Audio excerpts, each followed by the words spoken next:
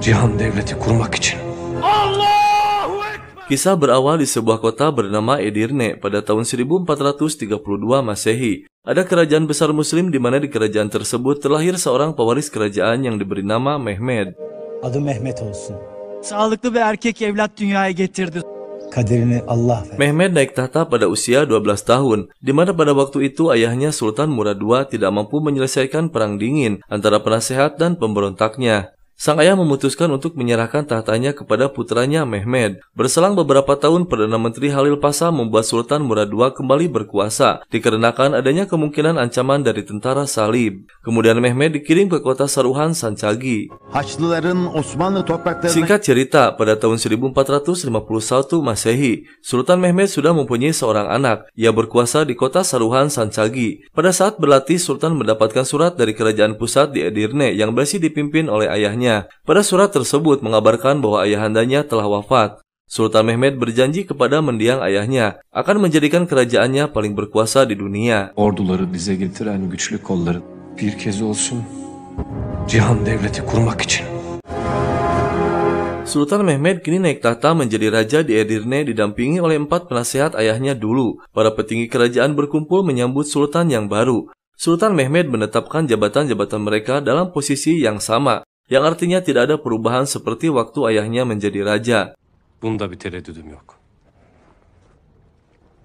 Seni başvezirim yapıyorum. Ne yaptıysak devletimiz için. Di tempat lain di Konstantinopel, Istanbul, para petinggi kerajaan non-muslim telah mengetahui bahwa Sultan Murad telah wafat dan digantikan oleh putranya Sultan Mehmed. Para petinggi kerajaan bergembira dengan kewafatannya Sultan Murad dan seolah-olah menyepelekan Sultan Mehmed. Namun ada seorang penasihat kerajaan yang berbeda pemikirannya. Justru ia khawatir jika Sultan Mehmed lebih hebat dari ayahnya dan akan melanjutkan perjuangannya untuk menyerang kerajaan. Gibi şehrimizi kuşatmasından korkuyor Yüce İmparator. Semua para petinggi kerajaan tetap menyepelekan Sultan Mehmed karena ayahnya dulu tidak pernah berhasil menaklukkan benteng Konstantinopel apalagi anaknya. Untuk mengetahui apakah Sultan Mehmed lemah atau tidak, maka Raja Orhan akan mengirim pesan kepada Sultan Mehmed untuk perdamaian. Mehmet bizim barışsever siyasi. Edirne'ye bir elçi gönder. Di tempat lain di pusat gereja Vatikan, para pendeta juga telah mengetahui bahwa Sultan Mehmed naik tahta yang menggantikan ayahnya. Para pendeta mengkhawatirkan akan adanya penyerangan lagi seperti yang sudah dilakukan oleh Sultan Murad. Maka dari itu kerajaan Konstantinopel harus bergabung dengan Vatikan untuk mengantisipasi segala kemungkinan yang akan terjadi. Surat dari Raja Orhan pun tiba. Sultan Mehmed menerima perdamaian yang diajukan oleh Raja Orhan. Kemudian Sultan Mehmed memerintahkan untuk mengirim pesan perdamaian juga ke Raja Romania, Hungaria, Polandia, Serbia, dan Vatikan. Apa yang menjadi keputusan Sultan tidak lain hanya untuk satu tujuan, yaitu menaklukkan Konstantinopel. Yaşaması hanedanımız için önemlidir. Çekilebilirsiniz. Salah satu penasehat mengabarkan bahwa apa yang diputuskan oleh Sultan menerima perdamaian tersebut membuat rakyat dan pasukannya kecewa yang dianggap suatu kelemahan. Namun Sultan punya pemikiran lain di mana nanti setelah tiba saatnya mereka akan menyadarinya. Halka güç gösterisi yapmak değil, neden verdiğimi çok iyi anlayacaktır. Istri dan putra Sultan mendatangi kerajaan karena sang anak merindukan ayahnya. Mereka pun tiba di istana. Karakter Sultan Mehmed persis sama seperti ayahnya. Dia bersikap dingin kepada anaknya meskipun sang anak sangat merindukan ayahnya. Sultan mimpi bertemu dengan kakeknya Utsman, sang pendiri kerajaan. Dari semenjak kerajaan berdiri hingga sekarang semua berkeinginan menjadikan kerajaan yang kuat. Dan Sultan Mehmedlah yang akan merubah menjadi kerajaan adidaya penakluk Konstantinopel yang telah disabdakan oleh Rasulullah SAW. Bir imparatorluk haline getirecek bu beyliği.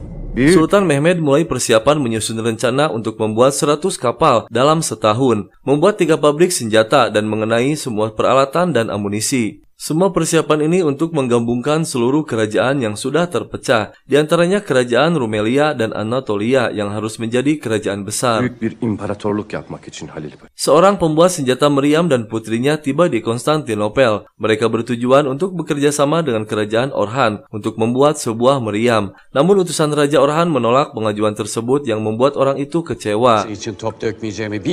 Para petinggi kerajaan Konstantinopel sedang mengadakan makan malam bersama koalisi raja-raja lainnya. Mereka merencanakan akan mendukung kerajaan Karamanoglu yang akan menyerang kerajaan Utsmani. Raja Orhan melakukan siasat dengan mengirimkan surat dukungan kepada Raja Karamanoglu yang isinya bahwa kerajaan Konstantinopel, Rumania, Hungaria, Vatikan, dan bahkan Halil Pasha, penasihat Sultan Mehmed pun harus tercantum di dalam surat tersebut akan mendukung penyerangan terhadap Sultan Mehmed. Surat tersebut berhasil direbut oleh 2 orang utusan Sultan Mehmed yang sengaja ditempatkan di Konstantinopel untuk memata-matai pergerakan mereka. Kemudian suratnya diberikan kepada Sultan. Orhan'a yazdırdığı mektup sultan. Raja Karamanoglu yang berencana akan menyerang mengurungkan niatnya setelah melihat besarnya pasukan Utsmani. Dia memutuskan untuk menyerah dan akan tunduk kepada kerajaan Utsmani. Sultan Mehmed dengan kebijaksanaannya mengampuni kerajaan Karamanoglu. Unutma. Kan dökülmeyecek. Size şerefim üzerine yemin ediyorum. Ada utusan dari Konstantinopel yang berisi bahwa dengan adanya kesepakatan damai maka kerajaan Utsmani harus membayar upeti kepada kerajaan Orhan sebesar 600.000 koin emas per bulan. Sultan Mehmed marah kepada Pasha karena ide dia untuk berdamai dengan kerajaan Konstantinopel. Dan Sultan juga menanyakan kenapa nama Halil Pasha tersantum dalam surat rencana penyerangan kerajaan Karamanoglu. Namun Halil Pasha bersumpah bahwa surat itu adalah siasat untuk memfitnah dirinya. Vezir-i Azam Halil Paşa da benim. Orhan denen iblis, İbrahim denen... Mektuptan zerrece haberim yoktur. Yüce Allah şahidimdir. Şimdi gidebilirsin. Halil Pasha yang masih risau dengan surat tersebut, tiba-tiba ada utusan Sultan yang diperintahkan untuk menemui Sultan. Sontak saja Halil Pasha kaget dengan panggilan tersebut. Halil Pasha pun memberanikan diri menghadap Sultan. Seorang sultan yang bijak mengambil keputusan atau sikap tidak semerta-merta percaya hanya kepada sebatas surat. Sultan Mehmed tidak meragukan kesetiaan Halil Pasha. Dia memanggil Pasha untuk membicarakan rencana yang akan dilakukan Sultan untuk menaklukkan Konstantinopel dengan mengelabui mereka. Akan dibangunnya 2 menara di perbatasan antar negara. Tujuannya supaya mereka fokus terhadap tempat tersebut, padahal Sultan akan menyerang dari arah tempat lain. Çıkarlarını Konstantiniye'nin, ne Latinler. Pada tahun 1452 Masehi, mulai dibangun 2 menara yang sudah direncanakan yang dipimpin oleh Halil Pasha. Ribuan para pekerja dikerahkan. Sultan pun tiba di tempat tersebut. Rencana Sultan Mehmed mengelabui mereka berhasil. Raja Orhan dan para petingginya panik. Dengan dibangunnya 2 menara, maka kerajaan Utsmani siap berperang dan akan mencegat kapal-kapal pembawa makanan yang akan masuk ke Konstantinopel. Raja Orhan memerintahkan pasukannya agar bersiap-siap menghadapi pasukan Utsmani. Güçlü toplar dökmeye ikna edin artık onu. Diyorum ki Raja Orhan kemudian mengirimkan surat kepada Sultan jika tidak menghentikan pembangunan menara, maka pasukan kerajaan Konstantinopel dan pasukan salib Vatikan dan kerajaan lainnya yang tergabung akan menyerang Utsmani dengan segera. Namun Sultan Mehmed tidak gentar dan akan menghadapi mereka, bahkan akan menghancurkan mereka. Hisar yapmak istersem yaparım. Benim kudretim altındadır.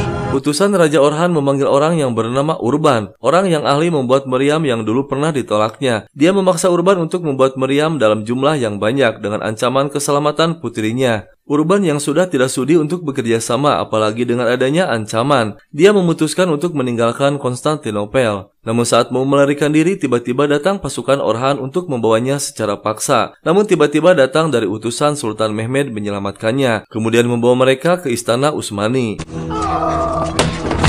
Sarayında görmek ister Urban Usta. Sultan menemui Urban dan menugaskan untuk membuat meriam paling besar yang mampu menembus benteng Konstantinopel, dan Urban pun menyanggupinya. Persiapan membuat meriam pun dimulai. Raja Orhan kedatangan kesatria yang bernama Giovanni yang terkenal pasukannya tangguh dan pemberani. Giovanni adalah pasukan dari Romania. Kedatangan Giovanni untuk bergabung membantu kerajaan Konstantinopel. Kendisi için ölümü göze alan Pembuatan meriam besar telah jadi, kemudian Sultan memerintahkan untuk bergerak menuju perbatasan benteng Konstantinopel dengan membawa meriam tersebut dan ribuan pasukannya.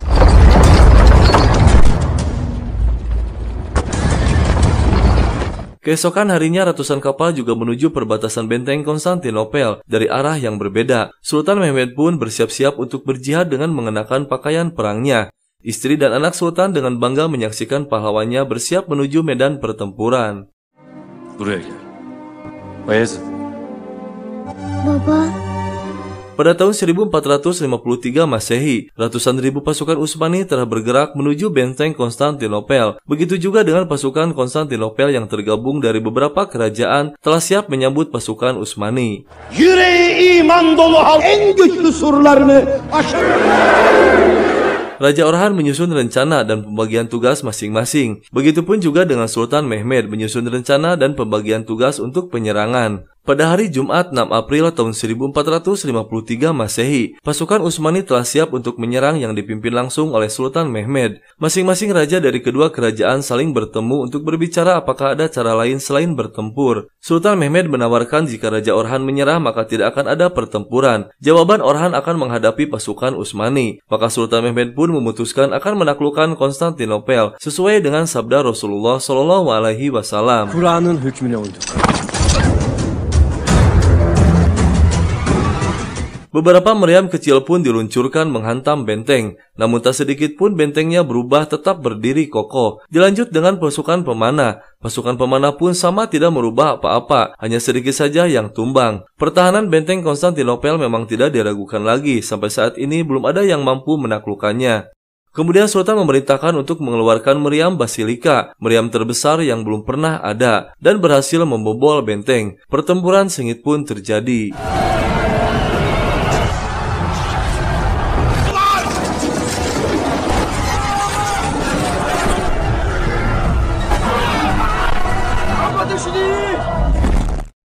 Penyerangan pertama gagal, bahkan tidak berhasil menyerang dari arah manapun. Korban pun sudah sangat banyak berjatuhan dari pihak pasukan Utsmani. Kini sudah 5 hari gencatan senjata. Kerajaan Konstantinopel masih bertahan dan terus meningkatkan kekuatannya dari dalam benteng. Hari ke-12 gencatan senjata, Sultan memerintahkan Hasan dan pasukannya untuk menyerang dari arah yang berbeda. Malam harinya pasukan Utsmani kembali melakukan penyerangan. Seluruh kekuatan pasukan dan peralatan tempur diturunkan. Namun lagi-lagi penyerangan pun gagal, bahkan lebih banyak lagi korban.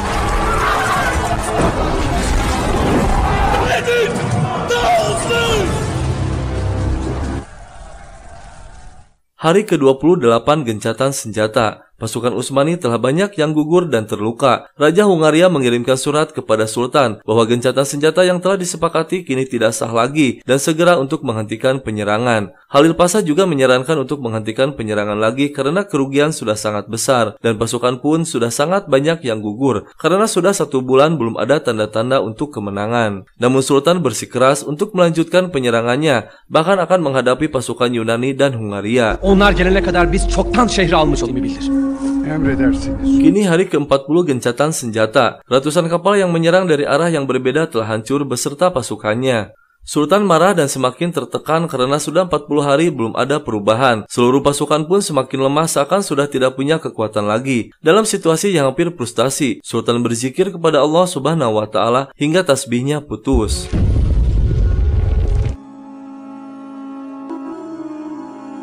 Para pasukan sudah mulai frustasi dan menganggap Sultan sudah kalah. Namun Hasan datang menguatkan lagi semangat mereka. Keesokan harinya Syekh Agung Samsetin tiba untuk menemui Sultan. Beliau adalah tokoh agama Muslim yang sangat dihormati karena keilmuannya. Kedatangan Syekh Agung sangat tepat karena Sultan sudah 2 hari tidak keluar dari tendanya, yang membuat seluruh pasukan semakin gelisah. 2 gündür dışarı çıktım.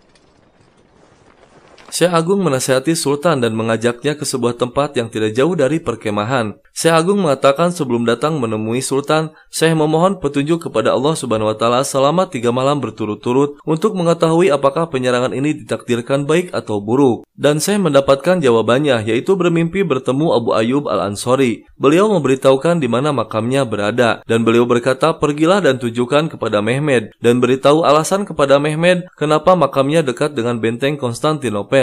Abu Ayyub pernah bertempur dengan pasukan muslimin untuk menaklukkan benteng hingga beliau wafat.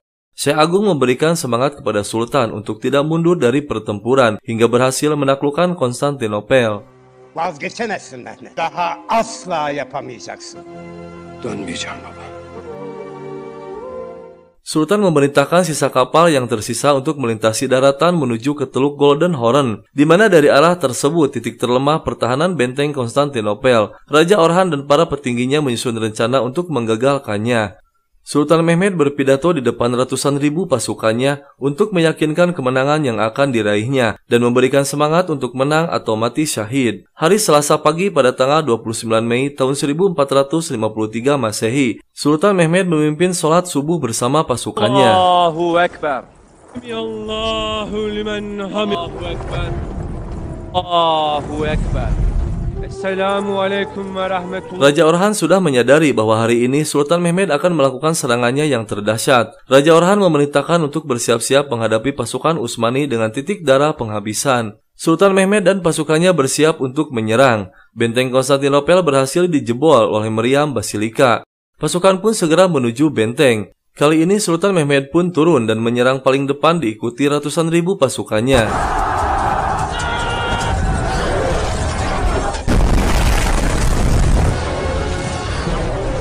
Para pasukan Utsmani telah berhasil memasuki benteng pertahanan Konstantinopel. Raja Orhan pun diperintahkan untuk meninggalkan istana karena keadaan yang semakin tak terkendali. Pasukan Konstantinopel semakin tersudutkan dan semakin banyak tentaranya yang tewas. Sementara pasukan Utsmani semakin banyak memasuki benteng. Hasan berduel dengan Giovanni dan berhasil menghabisinya. Kemudian Hasan mengambil bendera Utsmani untuk dikibarkan di atas menara Konstantinopel. Namun naas Hasan terkena beberapa panah. Dengan tenaga terakhir, Hasan berhasil membuang bendera Konstantinopel, kemudian diganti dengan bendera Utsmani, dan Hasan pun gugur sebagai syahid. Bendera Utsmani kini berkibar di atas benteng Konstantinopel untuk pertama kalinya dalam sejarah. Raja Orhan telah tewas, penasehat raja ditahan. Sultan Mehmed pun memasuki benteng Konstantinopel. Dengan kebijaksanaannya, Sultan mengizinkan untuk memakamkan Raja Orhan sesuai dengan kepercayaannya. Kemudian Sultan memasuki tempat peribadatan mereka yang bernama Hagia Sophia, di mana di sana berkumpul para wanita dan anak-anak untuk berlindung. Semuanya terkejut dan bahagia pada saat Sultan berbicara bahwa kalian hidup bebas menurut keyakinannya masing-masing dan tidak akan ada pemaksaan dalam bentuk apapun dari kebijakan pemerintahannya. Dan film pun berakhir. Korkmayın. İnancınızı kaderimiz birdir.